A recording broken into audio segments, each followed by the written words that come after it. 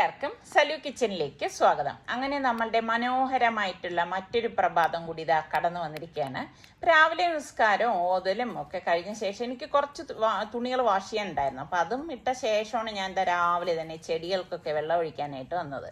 ഇപ്പം 2-3 ദിവസമായിട്ട് ഇപ്പം മഴയേ ഇല്ല കേട്ടോ. ഇപ്പം മഴയുടെ ആ ഒരു ക്ലൈമറ്റ് ഒക്കെ മാറി, പക്ഷെ നല്ല ചൂടുണ്ട്. അതുകൊണ്ട് തന്നെ എനിക്കാണെങ്കിൽ ഇപ്പം 2 ദിവസം വെള്ളം ഒഴിക്കാൻ വരാൻ സാധിച്ചിട്ടില്ല. കണ്ടോ, എല്ലാം കരിഞ്ഞു പോയി തുടങ്ങിയിരിക്കുകയാണ്. അപ്പം ഇനി വെള്ളം ഒഴിച്ച് വേണം ഇതിനെയൊക്കെ ഒന്ന് ഉഷാറാക്കി എടുക്കാൻ. അതാ കറിവേപ്പില ഉണ്ട്, എൻ്റെ അടുത്ത് കുറച്ച് പേര് പറഞ്ഞ് ഇതിനൊരു കമ്പ് കൊടുത്ത് നിർത്താം. ഇനിയിപ്പോൾ ഇതിനൊരു കമ്പ് കൊടുത്ത് നിർത്തണം. പിന്നെ ഇതിൻ്റെ ഇടയിലൊക്കെ എത്ര കള പറിച്ചാലും ഇതാ വീണ്ടും ഇതുപോലെ കള പിടിച്ചിരിക്കും. അപ്പം അതിനെയൊക്കെ ഒന്ന് പറിച്ച് മാറ്റണം. കാരണം ഈ ചെടി, നല്ല ചെടിക്ക് വളരാനുള്ള ആ ഒരു സാഹചര്യം ഈ കള പിടിക്കുന്നതാണ് ഉണ്ടാകുന്നില്ല. അപ്പം ഈ ഇവിടെ വെച്ചിരിക്കുന്ന റോസയൊക്കെ കണ്ടോ വാടി തളർന്നൊക്കെ ഇരിക്കുകയാണ്. അപ്പം അതെല്ലാം വെള്ളം ഒഴിച്ചു കൊടുത്ത ശേഷം ഞാൻ എന്താ നേരെ കിച്ചണിലേക്ക് വന്നു. അപ്പം രാവിലെ തന്നെ ഞാൻ പറഞ്ഞിട്ടില്ല, നിസാറിക്ക പള്ളിയിൽ നിന്ന് വരുന്ന സമയത്ത് ചായ എടുത്തു വെക്കുക, അതാണ് ഇവിടെ ഒരു പതിവെന്ന് പറയുന്നത്. എനിക്കാണെങ്കിൽ ഞാൻ എപ്പോഴും പറയുന്നതാണ് നല്ല കടുപ്പത്തിൽ അടിച്ച ചായ, അതാണ് എൻ്റെ ഏറ്റവും പ്രിയങ്കരമായിട്ടുള്ളൊരു സാധനം എന്ന് പറഞ്ഞാൽ. രാവിലെ കുടിക്കാൻ എന്ത് സുഖമാണെന്നറിയാവോ. അപ്പം ഞാൻ ഈ പറഞ്ഞ മാതിരി തേയില 2 തേയിലയാണ് ഇപ്പം മാറി മാറി യൂസ് ചെയ്യണത്. അപ്പം നിങ്ങൾക്കറിയുന്ന ബ്രാൻഡ് നല്ല കടുപ്പം കിട്ടുന്നത് ഏതുണ്ടെങ്കിൽ ഒന്ന് പറയണം കേട്ടോ. അപ്പം എനിക്കാണെങ്കിൽ നല്ല കടുപ്പം ഉണ്ടെങ്കിലാണ് എനിക്ക് ചായ കുടിക്കാൻ ഒരു സുഖം കിട്ടുന്നത്. അപ്പം ചായ എല്ലാം എടുത്തു വെച്ചു. അപ്പം നമ്മൾ ചായ ഇട്ട് കഴിഞ്ഞാൽ ചൂടോടുകൂടി തന്നെ കുടിക്കണം. ഇപ്പം നിസാറിക്ക പള്ളിയിൽ നിന്ന് വരുമ്പോൾ തന്നെ ഇവിടെ പത്രം വെളുപ്പിന് തന്നെ വരും കേട്ടോ. അപ്പം പത്രവും വായിച്ചത് അപ്പോഴേക്ക് ഞാൻ ചായ ഇട്ടുകൊണ്ട് വരും. ആ ചായ കുടി ഞാൻ എപ്പോഴും കളിയാക്കും, ചായക്ക് നിസാറിക്കയ്ക്ക് കടി പത്രമാണെന്ന്. അപ്പം ഈ ഒരു സമയമാണ് നമ്മൾ റിലാക്സ് ചെയ്തിരിക്കുന്ന സമയം അല്ലേ. ഇപ്പം നമുക്ക് ഭർത്താവിൻ്റെ അടുത്ത് സംസാരിക്കാനും ഒക്കെ ഉള്ള നല്ല സ്മൂത്ത് ആയിട്ടുള്ള ടൈമാണ് ഈ വെളുപ്പിനെന്ന് പറയുന്നത്. നിങ്ങളൊക്കെ എന്ത് പറയുന്നുണ്ട്? അല്ലാതെ ഇപ്പം വൈകുന്നേരം ഉച്ചയ്ക്കൊക്കെ ആണെങ്കിൽ അവർ പല കാര്യങ്ങളിൽ ബിസി ആയിരിക്കും, നമുക്ക് സംസാരിക്കാൻ അവരെ കിട്ടത്തില്ല. പക്ഷെ ഈ സമയത്ത് എന്തായാലും അവരെവിടെയും പോകത്തില്ല, ഇവിടെ തന്നെ ഉണ്ടാവും. അപ്പം നമുക്ക് സംസാരിക്കാനുള്ളതൊക്കെ അവിടെ ഇരുന്ന് സംസാരിക്കാം. ഇങ്ങനെയൊക്കെയാണ് ഞാൻ ഒരു ചിട്ടയായിട്ടുള്ള ഒരു ജീവിതം നമ്മൾ ഇതുവരെ മുന്നോട്ട് കൊണ്ടുപോയിക്കൊണ്ടിരിക്കുന്നത്. അപ്പം അടുത്ത എൻ്റെ ദിനചര്യയിൽപ്പെട്ട ഒന്നാണ് രാവിലെ തന്നെ തിളപ്പിച്ചാറിയ വെള്ളം ഞാൻ കുപ്പികളിലേക്ക് ആക്കിയിട്ട് ഡൈനിങ് ടേബിളിലേക്ക് കൊണ്ടുവയ്ക്കും. അങ്ങനെ വയ്ക്കുന്നത് എന്തെന്ന് പറഞ്ഞാൽ, ഇങ്ങനെ വെള്ളം കാണുമ്പോഴെങ്കിലും പിള്ളേർ അതെടുത്ത് കുടിക്കുമല്ലോ. സാധാരണ ഇവർ ഈ എടുക്കാൻ മടിച്ചിട്ട് പല മക്കളും വെള്ളം കുടി വളരെ കുറവാണ് അല്ലേ. അപ്പം നമ്മൾ ജീവിതത്തിൽ വെള്ളം നന്നായിട്ട് കുടിക്കണം, ഒരു ദിവസം നല്ലതുപോലെ വെള്ളം കുടിക്കണം. അപ്പം അവരുടെ എളുപ്പത്തിന് വേണ്ടിയിട്ടാണ് ഇതുപോലെ ഞാൻ കുപ്പികളിലാക്കി തീരുന്ന അനുസരിച്ച് വീണ്ടും ഇതുപോലെ ഫില്ല് ചെയ്ത് ഇവിടെ കൊണ്ടുവന്ന് വെക്കും. അപ്പം ഇങ്ങനെയൊക്കെ തന്നെയാണ് എൻ്റെ ഓരോ ജീവിതത്തിലെ ഓരോ ദിവസം എടുത്തു കഴിഞ്ഞാൽ ഞാൻ ചിട്ടയായിട്ട് ഈ ഒരു കാര്യങ്ങളെല്ലാം ഇങ്ങനെ തന്നെ അങ്ങ് പോകും. അപ്പം ഞാൻ മോളടുത്തും പറയുന്നുണ്ട്, ഇതൊക്കെ കണ്ട് നീ മനസ്സിലാക്കി ജീവിക്കുമ്പോൾ മോൾക്ക് ഒറ്റയ്ക്കൊക്കെ ആവുമ്പോൾ എളുപ്പമായിരിക്കും ജോലിയൊക്കെ ചെയ്യാനെന്ന്. അപ്പം ഞാൻ ടെറസിലേക്ക് വന്ന്, ഞാൻ പറഞ്ഞില്ലേ നനയ്ക്കാൻ തുണി ഇട്ടിട്ടുണ്ടായിരുന്നെന്ന്. അപ്പം ആ തുണികളെല്ലാം വെളുപ്പിന് തന്നെ ഞാൻ വിരിച്ചിടാമെന്ന് കരുതി. കാരണം നമ്മൾ പല കാര്യങ്ങൾക്കും മടി അങ്ങ് മാറ്റി വെക്കണം. അപ്പം ചെയ്യേണ്ട കാര്യങ്ങൾ കൃത്യമായിട്ട് വ്യക്തതയോടുകൂടി നമ്മൾ ചെയ്തു കഴിഞ്ഞാൽ നമ്മളുടെ ജോലിഭാരം വളരെ കുറവായിരിക്കും.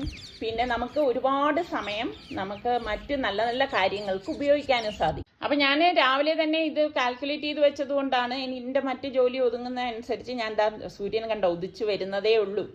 അപ്പം എൻ്റെ തുണികളെല്ലാം ഞാൻ വിരിച്ചിട്ടു. അപ്പം ഇന്നത്തെ ബ്രേക്ക്ഫാസ്റ്റ് ഒരു വെറൈറ്റി ആയിട്ട് ചെയ്യാമെന്ന് കരുതി. എൻ്റെ അടുത്ത് ഒരുപാട് പേര്, നിങ്ങളിപ്പം ഇൻട്രോ കണ്ടപ്പോൾ നിങ്ങൾക്ക് മനസ്സിലായി കാണും എന്താണ് ഉണ്ടാക്കുന്നതെന്ന്. അപ്പോൾ ഒരുപാട് പേര് എൻ്റെ അടുത്ത് റിക്വസ്റ്റ് ചെയ്ത് അതൊന്ന് കാണിക്കാവോ, ഇത് എപ്പോഴും കാണിക്കുന്നത് തന്നെ, പക്ഷെ കറക്റ്റ് മെഷർമെൻ്റ് അനുസരിച്ച് ഒന്ന് കാണിച്ചാൽ. എനിക്കൊന്ന് പുതിയ കുട്ടികളാണ് കേട്ടോ. ഇപ്പം മോളെ പോലെ കല്യാണം കഴിഞ്ഞ് ഒറ്റയ്ക്കൊക്കെ ഒരുമിച്ച് താമസിക്കുന്നവരും പുറത്തേക്കൊക്കെ വന്ന് താമസിക്കുന്ന കുട്ടികളൊക്കെ ഒരുപാട് പേര് എൻ്റെ അടുത്ത് ഇതുപോലെ റിക്വസ്റ്റ് ചെയ്ത്. അപ്പം ഞാൻ ഓരോ പ്രാവശ്യം ഇങ്ങനെ നീട്ടിപ്പോയി. അപ്പം ഞാൻ ഇന്ന് വിചാരിച്ചു എന്നാൽ പിന്നെ ഇങ്ങനെ ചെയ്യാം. അപ്പം അതിന് ഞാൻ എൻ്റെ എളുപ്പത്തിന് വേണ്ടിയിട്ട് ഞാൻ ഒരു വാഴയിലയാണ് കട്ട് ചെയ്തെടുത്തത് കേട്ടോ. പ്രത്യേകിച്ച് എനിക്കിങ്ങനെ ഈ വാഴയിലയിലൊക്കെ നമ്മളുടെ പലഹാരങ്ങളൊക്കെ ഉണ്ടാക്കുമ്പോൾ, അല്ലെങ്കിൽ നമ്മൾ ഉച്ചയ്ക്ക് ചോറ് കഴിക്കുമ്പോഴൊക്കെ എന്തൊരു ടേസ്റ്റ് ആണല്ലേ. വാഴയില ഇഷ്ടപ്പെടുന്ന എത്ര പേരുണ്ട്? എനിക്ക് ഭയങ്കര ഇഷ്ടമാണെന്നേ വാഴയില. എൻ്റെ ഒരു വാഴയില കണ്ടാൽ എനിക്ക് ഭയങ്കര ക്രേസാണ് എന്ന് തന്നെ പറയാം. അപ്പം ഞാൻ അതെല്ലാം ഒന്ന് കഴുകിയെടുക്കാണ്.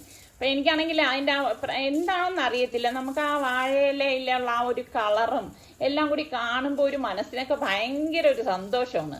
അപ്പം ഞാൻ എളുപ്പത്തിന് വേണ്ടി ഇവിടെ നിന്ന് തന്നെ വെളിയിൽ നിന്ന് തന്നെ വാഴയിലേക്ക് കഴുകി എടുത്തോണ്ട് വന്ന്, എന്നിട്ട് കിച്ചണിലേക്ക് വന്നിട്ട് അത് ഇനി ചെറിയ ചെറിയ പീസായിട്ടൊന്ന് കട്ട് ചെയ്തെടുക്കും. തീരെ ചെറുതല്ല, ഞാൻ കാണിച്ചു തരാം. അപ്പോൾ ഇതിൻ്റെ സെൻറ്ററിൽ വലിയൊരു ഇങ്ങനെ കട്ടിയുള്ള ഭാഗം ഉണ്ടല്ലോ, അതെടുക്കത്തില്ല കേട്ടോ. അതെടുക്കാതെ ഈ വാഴ ഇല അല്ല ഇടയ്ക്കൊന്നും കീറി പോകാത്ത രീതിയിൽ നമ്മുടെ ഇഷ്ടത്തിന് അനുസരിച്ച് കട്ട് ചെയ്തെടുക്കാം കേട്ടോ. ഞാനിതാ ഈ ഒരു സൈസിൽ ഇങ്ങനെ അടുക്കി അടുക്കി വെച്ചിട്ട് എല്ലാം ഒന്ന് കട്ട് ചെയ്തെടുക്കാണ്. അപ്പോൾ ഉള്ള ഒരു ഗുണം എന്ന് വെച്ചാൽ നമുക്ക് പാത്രം അധികം ഇങ്ങനെ കഴുകാനുള്ള ഒരു പ്രയാസത്തിൽ നിന്ന് രക്ഷപ്പെടാം ഇങ്ങനെ ഉണ്ടാക്കുമ്പോൾ കേട്ടോ. അപ്പം ഞാൻ വാഴയിലെല്ലാം ഇതുപോലെ കട്ട് ചെയ്തെടുത്തതിന് ഇനി ആ വെള്ളമൊക്കെ ഒന്ന് തുടച്ച് മാറ്റണം. കാരണം വെള്ളം ഇരുന്ന് കഴിഞ്ഞാൽ ഒരു സുഖം ഉണ്ടാവത്തില്ല. അപ്പം ഇതെല്ലാം തുടച്ചെടുക്കുമ്പോഴാണ് നമുക്ക് ഇത് റെഡിയാക്കുമ്പം നല്ല ഒരു ഇത് വരണം. അല്ലെങ്കിൽ പിന്നെ ഇതിലെ വെള്ളവും പിന്നെ ആവി അടിക്കുന്ന വെള്ളം എല്ലാം കൂടെ വന്നിട്ട് ആകെ ഒരു ബുദ്ധിമുട്ടാവും. അപ്പം ഞാൻ ഇതാ ഒരു ബൗളിലേക്ക് 3 കപ്പ് വറുത്ത അരിപ്പൊടി ഇട്ട് കൊടുക്കാണ്. അരിപ്പൊടി എന്ന് പറയുമ്പോൾ വളരെ നേർമയായിട്ടുള്ള തരിയില്ലാത്ത പൊടിയാണ് നമ്മൾ എടുക്കുന്നത് കേട്ടോ. തരിയുള്ള പൊടി എടുക്കുകയേ ചെയ്യരുത്. 3 കപ്പ് അരിപ്പൊടിക്ക് നമുക്ക് പാകത്തിനുള്ള ഉപ്പ് ഇട്ട് ഇതുപോലെ ഞാനൊന്ന് മിക്സ് ചെയ്ത് കൊടുക്കണം. അപ്പം തുടക്കക്കാർക്ക് വേണ്ടിയിട്ടാണ് ഞാനിത് ഡീറ്റെയിൽ ആയിട്ട് പറഞ്ഞു തരുന്നത്. അപ്പം ഞാൻ നല്ല വെട്ടിത്തിളച്ച വെള്ളം, ഞാൻ കെറ്റിൽ വെള്ളം തിളപ്പിക്കാൻ വെച്ചിട്ടുണ്ടായിരുന്നു. മെഷർമെൻറ്റ് കപ്പിൽ മൊത്തം നമ്മൾ 4.5 കപ്പ് വെള്ളം ഇതിലേക്ക് യൂസ് ചെയ്യും. 3 കപ്പ് അരിപ്പൊടിക്കാണ് 4.5 കപ്പ് വെള്ളം ഉപയോഗിക്കുന്നത്. അപ്പം ഈ വെള്ളം നമ്മൾ കുറേശ്ശെ ഇതുപോലെ ഒഴിച്ച് കുഴച്ചെടുക്കും. ചില സമയങ്ങളിൽ ഞാൻ ഗ്യാസ് അടുപ്പത്ത് വെച്ചിട്ടും കുഴച്ചെടുക്കാറുണ്ട്. അപ്പം ഞാൻ പറഞ്ഞില്ലേ, ബിഗിനേഴ്സിന് വേണ്ടിയിട്ടായതുകൊണ്ട് ഡീറ്റെയിൽ ആയിട്ട് ഇങ്ങനെ പറഞ്ഞു തരുന്നത്. അപ്പോൾ ഇങ്ങനെ കുറേശ്ശെ വെള്ളം എടുത്തിട്ട് വേണം നമ്മൾ ഒരുമിച്ചെടുത്ത് ഈ നിങ്ങൾ 4-4.5 കപ്പ് വെള്ളമൊന്നും ഒഴിച്ച് കളയരുത് കേട്ടോ. അങ്ങനെ വെച്ചാൽ ശരിയാവത്തില്ല. അപ്പോൾ ഇതിങ്ങനെ കുറേശ്ശെ എടുക്കണം. എന്നിട്ട് ഇതുപോലെ ഒരു തവിയുടെ മൂട് കൊണ്ട് വേണം നമ്മൾ ഇതുപോലെ ഇളക്കിയെടുക്കാൻ. അപ്പം നമുക്കിങ്ങനെ ഇളക്കുന്ന അനുസരിച്ച് നമുക്ക് ഇതറിയാൻ പറ്റും. അപ്പം നമുക്ക് ചിലരുടെ മാവിൻ്റെ ഒരു പരുവത്തിനനുസരിച്ച് ചിലപ്പോൾ വെള്ളത്തിൽ ഏറ്റക്കുറച്ചിൽ വരും. എന്നാലും ഇതൊരു കറക്റ്റ് മെഷർമെൻ്റ് ആണ്. 3 കപ്പ് വറുത്ത അരിപ്പൊടിക്ക് 4.5 കപ്പ് തിളച്ച വെള്ളം. അപ്പോൾ ഇത്രയും ഞാൻ ഒഴിച്ച് കുഴച്ച ശേഷം ഞാനൊന്ന് ഒരു 3 മിനിറ്റ് അടച്ചു വെക്കുകയാണ്. 3 മിനിറ്റിന് ശേഷം ഈ അടപ്പൊന്ന് മാറ്റിയിട്ട് കുറച്ച് വെള്ളം ഒരു ബൗളിലേക്ക് എടുത്തിട്ട് കൈയൊന്ന് നനച്ച ശേഷം നമുക്കിനി ഇത് നന്നായിട്ടൊന്ന് കുഴച്ചെടുക്കണം. അപ്പോൾ എൻ്റെ കൈ സത്യം പറഞ്ഞാൽ ജോലി ചെയ്ത് ചൂട് പിടിക്കും കേട്ടോ. അപ്പോൾ പുതിയതായിട്ട് വരുന്ന കുട്ടികളുടെയൊക്കെ കൈ നല്ല പൂ പോലത്തെ മൃദുലമായിട്ടുള്ള കൈയാണ്. അപ്പോൾ അത് നിങ്ങൾ പൊള്ളിക്കൊന്നും വേണ്ട. അപ്പോൾ ഇതുപോലെ വെള്ളം വെച്ചിട്ട് പച്ചവെള്ളമാണേ അതിൽ മുക്കിയിട്ട് ഇതുപോലെ കുഴച്ചെടുത്തിട്ട് ഈ ഒരു പരുവത്തിൽ എടുക്കും. അപ്പോൾ നമ്മൾ ഇടിയപ്പത്തിൻ്റെ അച്ചെടുത്തിട്ട് അച്ചിൻ്റെ അകത്തേക്ക് എണ്ണ ഇതുപോലെ ഒന്ന് ബ്രഷ് ചെയ്ത് കൊടുക്കും. അപ്പോൾ എളുപ്പത്തിന് നമുക്ക് അച്ചിൽ നിന്ന് ഇളകി കിട്ടാനാണ് നമ്മൾ എണ്ണ ഇതുപോലെ ബ്രഷ് ചെയ്ത് കൊടുക്കുന്നത്. അല്ലെങ്കിൽ കുറച്ച് ഇനി അച്ചിലിൻ്റെ സൈഡിലൊക്കെ പിടിച്ചിരിക്കാൻ സാധ്യത കൂടുതലാണ്. എന്നിട്ട് മാവ് ഇതുപോലെ കുറേശ്ശെ ഇതുപോലെ അകത്തേക്ക് വെച്ചിട്ട് അതിൻ്റെ മൂടി കൊണ്ട് അടച്ച് ഒന്ന് തിരുക്കി കൊടുക്കും. അപ്പോൾ ഇത്രയേ ഉള്ളൂ സംഭവം. ഇതുപോലത്തെ ഇടിയപ്പത്തിൻ്റെ അച്ച് വാങ്ങിച്ചു കഴിഞ്ഞാൽ നിങ്ങൾക്ക് ഈസി ആയിട്ട് ഇടിയപ്പവും തയ്യാറാക്കാൻ പറ്റും. അപ്പോൾ ഒരു വാഴയില ഞാനിതാ ഇതുപോലെ എടുത്തു. എന്നിട്ട് അതിലേക്ക് നമുക്ക് ആവശ്യത്തിനുള്ള തേങ്ങ ഇട്ട് കൊടുക്കണം. എനിക്കാണെങ്കിൽ ഭയങ്കര ഇഷ്ടമാണ് ഇടിയപ്പത്തിൽ തേങ്ങ ഇങ്ങനെ കടിക്കുന്നത്. തേങ്ങ ഇഷ്ടമുള്ള എത്ര പേരുണ്ട്? ചിലർക്ക് എനിക്കൊന്നും ഇടിയപ്പത്തിൽ തേങ്ങ ഇഷ്ടമില്ലാന്ന്. എന്നിട്ട് ഇതുപോലെ ഒന്ന് കറക്കി ചുറ്റിയെടുക്കുകയാണ് ചെയ്യണത്. ഒരുപാട് തണുക്കാനായിട്ട് നിൽക്കരുത്. പിന്നെ നമ്മൾ ബാക്കി ഇതിൽ അല്ലാതെ എക്സസൈസ് ഇരിക്കുന്ന മാവ് എപ്പോഴും അടച്ചു വെച്ചേക്കണം. അല്ലെങ്കിൽ എന്താണെന്ന് വെച്ചാൽ മാവിന് ഭയങ്കര ഒരു മുറുക്കം ആയിപ്പോവും, ഹാർഡായിപ്പോവും. അപ്പോൾ ഇതുപോലെയാണ് ഞാൻ ചുറ്റിച്ച് എടുക്കണത്. അപ്പോൾ വാഴയിലൊക്കെ ഉള്ളവർ ഇതുപോലെ ട്രൈ ചെയ്ത് കഴിഞ്ഞാൽ നമുക്ക് എളുപ്പമാണ് കേട്ടോ. പിന്നെ പാത്രം കഴുകുകയൊന്നും വേണ്ടല്ലോ. അപ്പോൾ ഇതുപോലെ പിന്നെ ഈ വാഴയിലയിൽ നമ്മൾ ആവിയേറ്റി എടുക്കുമ്പോൾ തന്നെ നല്ല മണമാണ് വരുന്നത് കേട്ടോ. അപ്പോൾ ഇതുപോലെ ഞാൻ ഓരോന്നും ഇതുപോലെ എടുത്ത് വെച്ചിട്ട് ചുറ്റിച്ചെടുക്കുകയാണ് ചെയ്യണത്. അപ്പം ഈസി ആയിട്ട് നമുക്കിത് ചുറ്റിച്ചെടുക്കാൻ പറ്റും. അപ്പം ഇതിനിടയിൽ ഞാൻ പലരും എൻ്റെ അടുത്ത് മറ്റേ ഇടിയപ്പം മേക്കറിനെ കുറിച്ച് ചോദിച്ചിട്ടുണ്ടായിരുന്നു. ഇപ്പം എനിക്കിപ്പം ഇത് എളുപ്പമായതുകൊണ്ടാണ് ഞാൻ ഇങ്ങനെയൊക്കെ ചെയ്യുന്നത്. ഞാൻ 2 രീതിയിലും ഓരോന്നും ചെയ്യാറുണ്ട്. അപ്പം ഇതുപോലെ ഇടിയപ്പ ചെമ്പിൽ വെള്ളം വെച്ച് ചൂടായ ശേഷം ഓരോ നമ്മൾ ഈ ഞെക്കി എടുത്ത ഇടിയപ്പത്തിൻ്റെ ആ ഒരു വാഴയിലയുടെ പീസ് ഉണ്ടല്ലോ, ഇതുപോലെ ഉള്ളിലേക്ക് ഒരുപാട് ഞെരുക്കി വെക്കരുത്. ഞെരുക്കി വെച്ച് കഴിഞ്ഞാൽ ആവി ഏറ്റുമ്പോൾ ഭയങ്കര ബുദ്ധിമുട്ടായിരിക്കും. അപ്പോൾ അത്യാവശ്യം ഒരു 3-4 എണ്ണം എടുത്ത് വെക്കുക. എന്നിട്ട് ആവിയേറ്റ് ഒരു 6-7 മിനിറ്റ് ആകുമ്പോഴേക്ക് തന്നെ സംഭവം റെഡിയായി കിട്ടും. അതിനുശേഷം നമ്മൾ ഇതുപോലെ ആവിയിൽ നിന്ന് മാറ്റിയാൽ മതി. ആവിയിൽ നിന്ന് എടുക്കുമ്പോൾ കൈ പൊള്ളാതിരിക്കാൻ പ്രത്യേകം ശ്രദ്ധിച്ചേക്കണം കേട്ടോ. പെട്ടെന്ന് നമ്മൾ അതിൽ കയറി പിടിക്കുമ്പം പുതിയ കുട്ടികളൊക്കെ ആകുമ്പോൾ കൈ പൊള്ളാൻ സാധ്യത കൂടുതലാണ്. അപ്പോൾ പതുക്കെ ഒന്ന് ആവി പോയ ശേഷം എടുത്ത് മാറ്റി വെച്ചാലും മതി. അപ്പം നമ്മളുടെ ഇടിയപ്പം ഇവിടെ റെഡി ആയിട്ടുണ്ട്. അപ്പോൾ അടുത്ത ബാച്ച് ഞാൻ റെഡിയാക്കി വെച്ചിരിക്കുകയായിരുന്നു. അപ്പോൾ അത് ഇതുപോലെ വെച്ചിട്ടൊന്ന് ആവിയേറ്റി എടുക്കുകയാണ്. അപ്പോൾ ഇങ്ങനെയൊക്കെയാണ് ഞാൻ എളുപ്പത്തിന് വേണ്ടിയിട്ട് എൻ്റെ ജോലികളൊക്കെ കുറയ്ക്കണത്. എനിക്ക് പിന്നെ കുറച്ച് പണിയൊക്കെ ഉണ്ടായിരുന്നു. പിന്നെ കുളിയൊക്കെ കഴിഞ്ഞ ശേഷം ഞാൻ കിച്ചണിലേക്ക് വന്നു. അപ്പം കുറച്ച് ചിക്കൻ ഉണ്ടായിരുന്നു. അപ്പം അതിലേക്ക് വേണ്ടിയിട്ട് ഓരോ ടേബിൾ സ്പൂൺ വീതം മല്ലിപ്പൊടി, മുളക് പൊടി, മഞ്ഞൾപ്പൊടി, പിന്നെ Kashmiri chilli powder 1 table spoon, garam masala പൊടി 1 ടേബിൾ സ്പൂൺ, 1/2 ടേബിൾ സ്പൂണ് ചെറിയ ജീരകത്തിൻ്റെ പൊടി, ഇത്രയും കൂടി ഈ ചിക്കനിലേക്ക് ഇട്ട് 1 ടേബിൾ സ്പൂണോളം ഇഞ്ചി വെളുത്തുള്ളി പേസ്റ്റും കൂടി ഇട്ട്, പിന്നെ പട്ട, ഗ്രാമ്പു, ഏലക്കായ, കുരുമുളക്, പെരിഞ്ജീരകം കുറച്ചാണ് എടുത്തിരിക്കുന്നത്, പിന്നെ ഒരു 4 പച്ചമുളക് കീറിയത്, പിന്നെ ഉള്ളി ഫ്രൈ ചെയ്തത്, ഒരു 2 സവാള ഫ്രൈ ചെയ്തെടുത്തതാണ്, അതും കൂടി ഇതിലേക്ക് ഇട്ട് കൊടുക്കാം. ഇനി നമുക്ക് വേണ്ടത് തൈരാണ് കേട്ടോ. 2 ടേബിൾ സ്പൂണോളം നല്ല കട്ടിയുള്ള തൈര് ഞാൻ ഇതിലേക്ക് ഇട്ട് കൊടുക്കുകയാണ്. പാകത്തിനുള്ള ഉപ്പും കൂടി ചേർത്തിട്ട് നമുക്കിനി ഇത് നന്നായിട്ടൊന്ന് മിക്സ് ചെയ്തെടുക്കാം. അപ്പോൾ കുറേ കാലം കൊണ്ട് ഞാൻ ഉണ്ടാക്കണം എന്ന് ആഗ്രഹിച്ച ഒരു റെസിപ്പിയാണ് ഇന്ന് തയ്യാറാക്കുന്നത്, പർദ ബിരിയാണി. അപ്പോൾ ഞാൻ അത് ഇതുവരെ ട്രൈ ചെയ്തിട്ടില്ല. അപ്പോൾ ഞാൻ ഇതിലേക്ക് 1/4 കപ്പ് ഓയിലും കൂടി ഒഴിച്ചു കൊടുക്കാണ്. ഒഴിച്ചു കൊടുത്ത ശേഷം നമുക്കെല്ലാം ചേർത്ത് വീണ്ടും ഒന്ന് മിക്സ് ചെയ്തിട്ട് നമുക്ക് ഇതൊരു 1/4 മണിക്കൂറോളം മാറ്റി വെക്കണം. ഇപ്പോൾ രാവിലെ വെച്ചിട്ട് വൈകിട്ട് എടുത്താൽ അത്രയും നല്ലതാണ്. ഞാനിപ്പോൾ അത്ര നേരമൊന്നും വയ്ക്കുന്നില്ല, ഞാനൊരു 1/2 മണിക്കൂർ മാത്രമേ ഇത് മാറ്റി വെക്കുന്നുള്ളൂ. അപ്പോൾ അതാ ഇവിടെ മസാല പിടിക്കാൻ ഞാൻ മാറ്റി വെക്കാണ്. പിന്നെ നമുക്ക് വേണ്ടത് ബസുമതി റൈസാണ്. ഞാനിവിടെ സെല്ല ബസുമതി റൈസാണ് എടുത്തിരിക്കുന്നത് കേട്ടോ. സെല്ല എന്ന് പറയുമ്പോൾ കുറച്ച് വലിയ ബസുമതി റൈസ്. അപ്പോൾ ഞാനിവിടെ 2 കപ്പ് റൈസിലാണ് ഇത് തയ്യാറാക്കുന്നത്. അപ്പോൾ അത് കഴുകി കുതിരാനായിട്ട് വെച്ചിട്ടുണ്ട്. ഒരു ബൗളിലേക്ക് ഞാനിവിടെ 2 കപ്പ് ഗോതമ്പ് മാവും പാകത്തിനുള്ള ഉപ്പും 1/2 ടീസ്പൂൺ ബേക്കിംഗ് പൗഡറും അതുപോലെ തന്നെ 2 ടേബിൾ സ്പൂണോളം തൈരും, പിന്നെ നമുക്ക് ഓയിൽ വേണം. ഞാനിവിടെ 1 ടേബിൾ സ്പൂൺ ഓയിൽ ഇതുപോലെ ഒന്ന് ഒഴിച്ചു കൊടുക്കുകയാണ്. എന്നിട്ട് ഇനി ഇത് എല്ലാം ചേർത്തിട്ട് നന്നായിട്ടൊന്ന് മിക്സ് ചെയ്ത് കൊടുക്കണം. അപ്പം എല്ലാം യോജിച്ച് വരത്തക്ക രീതിയിൽ മിക്സ് ചെയ്ത ശേഷമാണ് നമ്മൾ ഇതിലേക്ക് പാകത്തിനുള്ള വെള്ളം, പച്ചവെള്ളമാണ് ഒഴിക്കുന്നത്. പച്ചവെള്ളം ഒഴിച്ച് ചപ്പാത്തി പരുവത്തിൽ ഇത് കുഴച്ചെടുക്കാം. അപ്പം നോർമലി ചപ്പാത്തി മാവ് പോലെ ഇതുണ്ടാക്കാം, പക്ഷെ നമുക്കിതിൻ്റെ കവറിങ്ങിന് വേണ്ടിയിട്ടാണ് ഇത് ഉണ്ടാക്കുന്നത്. അപ്പം ഈ ഒരു കവറിങ് നമ്മൾ കളയൊന്നുമില്ല, കഴിക്കുകയാണ് ചെയ്യണത്. അതുകൊണ്ടാണ് ഒരു ഡിഫറെൻറ്റ് ടേസ്റ്റിൽ കിട്ടാൻ വേണ്ടിയിട്ട് നമ്മളിങ്ങനെയൊക്കെ ചെയ്യണത്. കുഴച്ച ശേഷം നമുക്കിതുപോലെ കുറച്ച് ഓയിലും കൂടി തടവിയിട്ട് ഒരു 1/2 മണിക്കൂറോളം നമുക്കിതൊന്ന് മാറ്റി വെക്കണം. കുറഞ്ഞതാണ് ഞാൻ പറഞ്ഞത് കേട്ടോ, കുറഞ്ഞത് ഒരു 1/2 മണിക്കൂറെങ്കിലും മാറ്റി വെക്കണം. അപ്പം നമുക്ക് എത്രയാണോ നമ്മൾ ഉണ്ടാക്കണം അതിൻ്റെ ക്വാണ്ടിറ്റി അനുസരിച്ച് ഇതിൻ്റെ കവറിങ്ങിനും വലിപ്പവും ചെറുപ്പവും ഒക്കെ നിങ്ങളുടെ അളവിനനുസരിച്ച് എടുത്താൽ മതി. അപ്പം ഞാൻ എന്താ പ്രഷർ കുക്കർ എടുത്തിട്ടുണ്ട്. നമ്മൾ ഇതേ മാരിനേറ്റ് ചെയ്ത് വെച്ചിരിക്കുന്ന ചിക്കൻ പീസസ് ഫുള്ളായിട്ട് ഡയറക്റ്റ് ഈ പ്രഷർ കുക്കറിലേക്ക് വെച്ച് കൊടുക്കണം. ഓയിൽ ഒഴിക്കുക ഒന്നും വേണ്ട, ഓൾറെഡി നമ്മൾ ഇതിലേക്ക് ഓയിലെല്ലാം ചേർത്ത് കൊടുത്തിട്ടുണ്ടല്ലോ.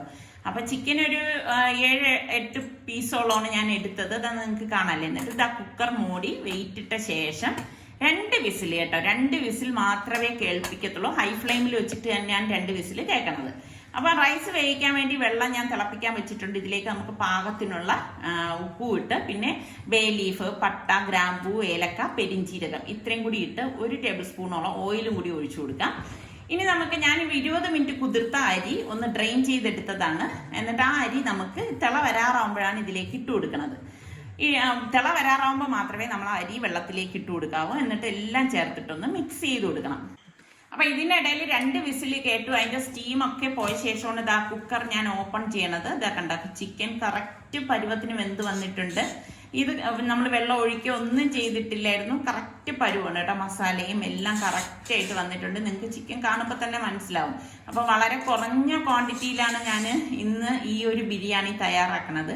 അപ്പോൾ എല്ലാം കറക്റ്റ് മസാലയൊക്കെ ചിക്കനിൽ പിടിച്ച് റെഡിയായി വന്നിട്ടുണ്ട്. അപ്പോൾ വേഗം ഉണ്ടാക്കിയെടുക്കാൻ പറ്റുന്ന രീതിയിലാണ് ഇന്ന് ഞാൻ ഈ പർദ ബിരിയാണി ഉണ്ടാക്കുന്നത്. അപ്പോൾ ഇതാ 1/2 മണിക്കൂർ കഴിഞ്ഞപ്പോൾ ഇതാ നമ്മളുടെ മാവും ഇതാ ഇവിടെ പരുവത്തിന് വന്നിട്ടുണ്ട്. അപ്പോൾ നന്നായിട്ട് ഇതൊന്ന് കുഴച്ചെടുക്കണം. കുഴച്ചെടുത്ത ശേഷം നമുക്ക് ഇതിനി ഇതൊന്ന് പരത്തിയെടുക്കണം. നല്ലതുപോലെ ഒന്ന് പരത്തണം. അത് നമ്മൾക്ക് മാക്സിമം നമുക്ക് എത്രത്തോളം വലിപ്പത്തിൽ പരത്തിയെടുക്കാൻ പറ്റുമോ അത്രത്തോളം വലിപ്പത്തിൽ ഞാൻ കുറച്ച് പൊടി കൂടെ ഇതുപോലെ ഗോതമ്പ് മാവ് കൂടെ തടവി സ്പ്രിങ്കിൾ ചെയ്തിട്ടിട്ടാണ് ഇതാ ഇതുപോലെ ഒന്ന് പരത്തിയെടുക്കണത്.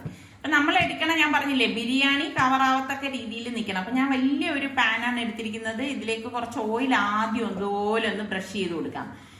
ഓയിലോ ബട്ടറോ നിങ്ങൾക്ക് എന്താണോ ഇഷ്ടം അതിനനുസരിച്ച് ഇതുപോലെ ഒന്ന് തേച്ച് കൊടുക്കണം. അതിനുശേഷം നമ്മൾ ഈ പരത്തി വെച്ചിരിക്കുന്ന മാവിനെ ഒന്ന് ഫോൾഡ് ചെയ്ത് ഇതിനകത്തേക്ക് വെച്ചിട്ടൊന്ന് നിവർത്തി കൊടുക്കണം.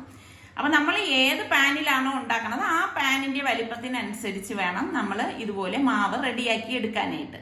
അപ്പം ഞാൻ മാവെല്ലാം ഇവിടെ ഞാൻ എല്ലായിടത്തും ലെവൽ ചെയ്തെടുത്ത് വെച്ചിട്ടുണ്ട്. ഇനി നമുക്കിതാ നമ്മളുടെ റൈസ് ഇവിടെ ഒരു 1/4 ഭാഗം വെന്തിട്ടുണ്ട് കേട്ടോ.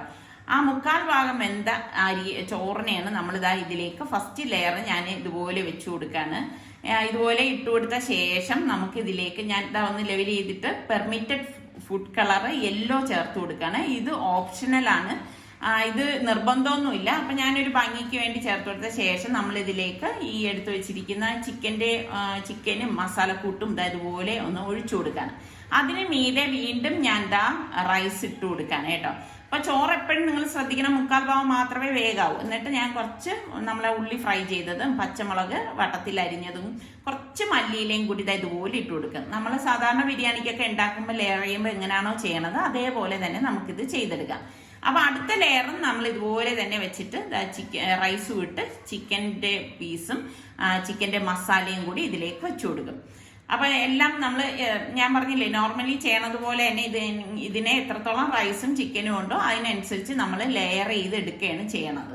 അപ്പൊ എപ്പോഴും ഇതുപോലെ വിസ്താരമുള്ള ഒരു പാനിലൊക്കെ നമ്മൾ ഈ ഒരു ബിരിയാണി ഉണ്ടാക്കിയാൽ നമുക്ക് എടുക്കാനും എളുപ്പമായിരിക്കും. ഞാൻ പറഞ്ഞില്ലേ പെർമിറ്റഡ് ഫുഡ് കളർ തന്നെ നിങ്ങൾ യൂസ് ചെയ്യാൻ ശ്രദ്ധിക്കണം. അതൊക്കെ ഇടുമ്പോഴാണ് നല്ല ഒരു ഭംഗി വരണത്. അത് യാതൊരു നിർബന്ധമില്ല അങ്ങനെ ഇടണം എന്ന്, ഇഷ്ടമുള്ളവർ മാത്രം അത് യൂസ് ചെയ്താൽ മതി. അപ്പൊ ഫ്രൈ ചെയ്ത ഓണിയൻ നിങ്ങൾ മസ്റ്റ് ആയിട്ട് ഇതിൽ ചേർക്കണമെങ്കിൽ മാത്രമേ നല്ല ഒരു ടേസ്റ്റ് ഒക്കെ ഉണ്ടാവത്തുള്ളൂ കേട്ടോ. അതുപോലെ തന്നെ ഈ പച്ചമുളക് മല്ലിയിലയൊക്കെ ഇട്ട് തന്നെ എടുക്കണം. ഒരു വെറൈറ്റി ടേസ്റ്റ് ഉള്ള നല്ല ബിരിയാണിയാണ്. അതിന്റെ മീതെ നമുക്ക് ആവശ്യത്തിനുള്ള നെയ്യും കൂടി ഇതുപോലെ ഒന്ന് ഒഴിച്ചു കൊടുക്കണം. അപ്പൊ ആദ്യത്തെ ലെയറിലും ഇതുപോലെ നിങ്ങൾക്ക് നെയ്യ് വേണമെങ്കിൽ ചേർത്ത് കൊടുത്താൽ മതി. ലാസ്റ്റ് നമ്മൾ ഈ മാവ് ഇങ്ങനെ എടുത്തിട്ട് എല്ലായിടവും വെച്ചിട്ട് അങ്ങ് കവർ ചെയ്യാന്ന് പറഞ്ഞാൽ അതങ്ങ് മൂടും. റൈസ് ഇതിനുള്ളിലിരിക്കും, മാവ് ഇതുപോലെ അങ്ങ് നമുക്ക് കുറച്ചിങ്ങനെ വലിച്ചെടുക്കുമ്പോൾ തന്നെ അങ്ങ് നീണ്ടു വരും കേട്ടോ. അപ്പൊ നമുക്ക് ഇതുപോലെ സ്റ്റിക്ക് ചെയ്ത് വെക്കണം. ഒട്ടും റൈസ് പുറത്തേക്ക് കാണാത്ത രീതിയിൽ നമ്മൾ ഇതുപോലെ കവർ ചെയ്യണം. എന്നിട്ട് ഞാൻ ലിഡ് കൊണ്ട് നമ്മളിത് മൂടി ഒരു 10 മിനിറ്റ് എങ്കിലും ലോ ഫ്ലെയിമിൽ വെച്ച് റെഡിയാക്കി എടുക്കണം. കാരണം ഇതിന്റെ ഈ മാവിന്റെ ഉൾഭാഗം കൂടി വേഗണ്ടേ.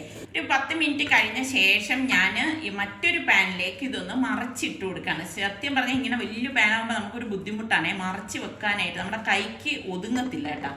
അപ്പൊ 10 മിനിറ്റിന് ശേഷം വീണ്ടും ഞാനൊരു 3-4 മിനിറ്റ് വീണ്ടും ഇത് ഈ പാനിൽ വെച്ച് എടുത്തതാണ്. അപ്പൊ നമ്മളുടെ പർദ്ദ ബിരിയാണി റെഡി ആയിട്ടുണ്ട്. അപ്പൊ ഞാൻ ഇനി ഇത് കട്ട് ചെയ്ത് കാണിച്ചു തരാം. അപ്പൊ നമ്മുടെ ചാനൽ കണ്ടുകൊണ്ടിരിക്കുന്നവര് സബ്സ്ക്രൈബ് ചെയ്യാതെ കാണുന്ന ആരെങ്കിലും ഒക്കെ ഉണ്ടെങ്കിൽ നിങ്ങൾക്ക് ഇഷ്ടപ്പെടുകയാണെങ്കിൽ സബ്സ്ക്രൈബ് ചെയ്യാൻ, ആ ബെല്ലൈക്കൺ പ്രസ് ചെയ്യാനും ഒന്ന് മറന്നു വരുന്നേ. എങ്കിൽ മാത്രമേ ഞങ്ങൾ വീഡിയോസ് ഒക്കെ പോസ്റ്റ് ചെയ്യുന്ന സമയം നിങ്ങൾക്ക് നോട്ടിഫിക്കേഷൻ ഒക്കെ കിട്ടത്തുള്ളൂ. അപ്പൊ ഈ പർദ്ദ ബിരിയാണി ഇങ്ങനെയാണ് ഇരിക്കുന്നത്. അപ്പൊ ഞാനിത് 2 സൈഡും ഇതുപോലെ കോൺ പോലെ കട്ട് ചെയ്തിട്ട് നമ്മളുടെ ഈ ഒരു പീസ് ഉണ്ടല്ലോ അത് കഴിക്കാൻ പറ്റിയ രീതിയിലാണ് കേട്ടോ. അടിപൊളിയാണ്. ഞാൻ പലപ്പോഴായിട്ട് ഉണ്ടാക്കണം എന്ന് വളരെയേറെ ആഗ്രഹിച്ചിരുന്ന ഒരു സംഭവമാണ്. പക്ഷെ ഇതുവരെ ഞാനത് ട്രൈ ചെയ്തിട്ടില്ലായിരുന്നു. ഇപ്പൊ ഞാനത് ട്രൈ ചെയ്തു, നല്ല സക്സസ് ആയിട്ട് വന്നിട്ടുണ്ട്. ആ റൈസൊക്കെ നോക്കിക്കേ, ഉൾഭാഗവും ചിക്കനും എല്ലാം അടിപൊളി സംഭവമായിരുന്നു കേട്ടോ. അപ്പം നിങ്ങൾ ട്രൈ ചെയ്ത് നോക്കണം. അടിപൊളിയാണ് ഈ ഒരു പർദ്ദ ബിരിയാണി.